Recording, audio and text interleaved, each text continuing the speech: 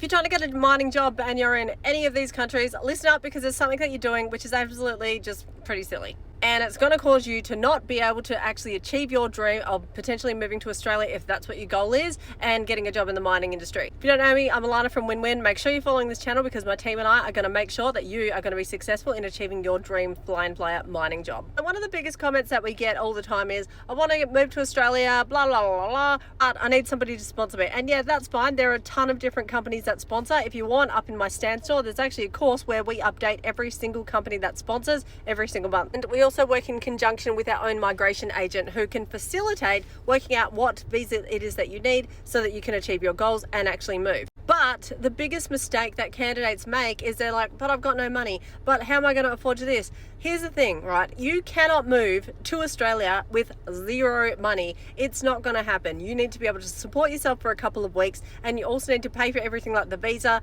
your accommodation, the cost of living, all that sort of stuff here. The amount that you're going to need is going to depend on, one, what sort of visa that you can get, and two, where you're coming from, and also three, let's add that into the mix, the general cost of living. Like, do you have friends or family that you can stay with so you don't have to pay for accommodation, and you keep your living costs down? And also, how long is it going to take you to get a job? These are the direct costs that's just come from my migration agent, just to give you a little bit of an idea. So getting your visa is not cheap, and one of the biggest mistakes candidates can make is actually trying to do it themselves, messing it up, and then having to wait again to actually get their visa done properly. But with our migration agent, we can coordinate to make sure that you're going to not mess it up, and that you're going to actually be successful in being able to get the visa so you can potentially move if that's what your goals are. If you need help with that, go up into my stand store and actually book in with my migration agent. Once a month, we actually do a mining and migration webinar, so you can come and talk to myself and my migration agent live, where we will tell you the career pathways that exist